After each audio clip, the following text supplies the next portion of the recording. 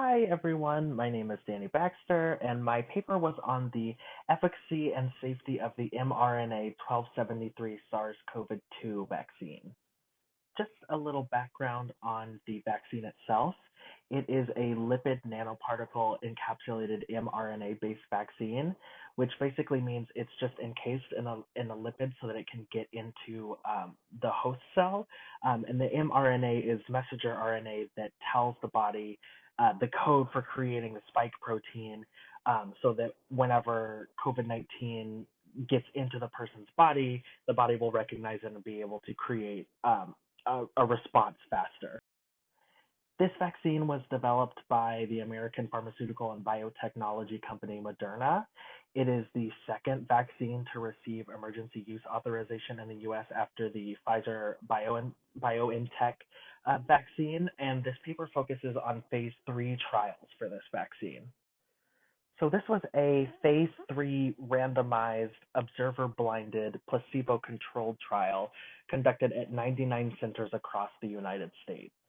So they recruited participants that were at high risk for contracting SARS-CoV-2 infection or at high risk to have complications from the virus, and they were randomly assigned by a 1-to-1 ratio to receive the 2 intramuscular injections, and they either got the mRNA vaccine or they got a placebo, and those 2 injections were 28 days apart.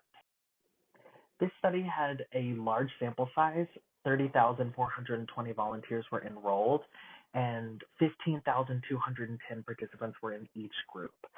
More than 96% of participants received both injections, meaning they followed through with both of them and didn't drop out, which is a pretty high success rate. The researchers found that severe COVID illness only occurred in 30 participants, and of those 31 passed away, and all 30 of those severe cases were in the placebo group. The end result was that the vaccine has a 94.1% efficacy at preventing COVID-19 illness, including severe disease, and no safety concerns were identified by the trial. The expressed objective of the study was to assess the safety and efficacy of the mRNA 1273 vaccine in preventing SARS-CoV-2 infection. So the first primary outcome that came was the one that they were researching for. 196 cases of COVID-19 were diagnosed. 11 were in the vaccine group, which is 3.3 per 1,000 person years, and 185 in the placebo group, which is 56.5 per 1,000 person years.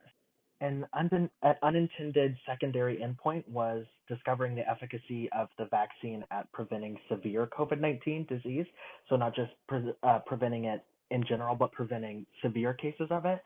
30 participants developed severe COVID-19, and all of them were in the placebo group, including the one person who died, which would suggest an efficacy of 100% with a 95% confidence interval, which could not be estimated to 1.0.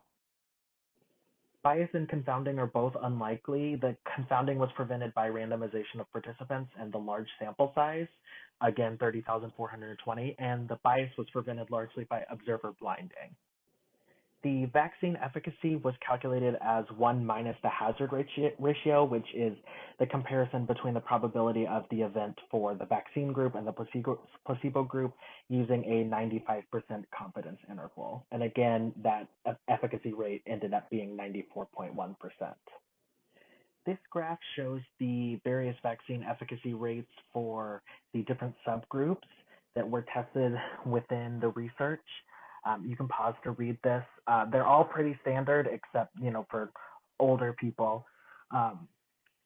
And you can see the emphasis on trying to relate to the population that would be receiving this vaccine. Here is another graph with just the cumulative event rates and the days since randomization for the mRNA vaccine and the placebo group. Finally, the generalizability, I think, is very good. The participants reflected the makeup of the country and the people at greatest risk for the virus, 18 years of age or older, no known history of COVID-19 infection, and with an appreciable risk of COVID-19 infection or a high risk of severe COVID-19 or both. and specific attention was paid to the inclusion of racial and ethnic minorities in the trial to better reflect the makeup of the country.